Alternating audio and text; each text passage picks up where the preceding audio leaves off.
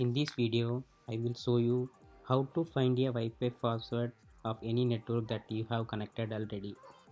For that, in your Mac, you need to go Spotlight, type Keychain Access.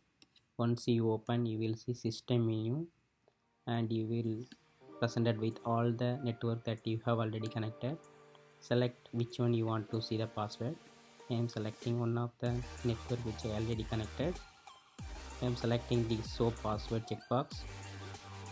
System will ask username and password, so I'm giving my username and password.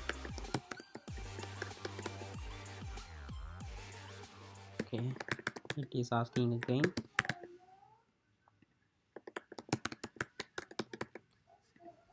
Once provided, it will show the password. This is how you find your Wi-Fi password in your Mac.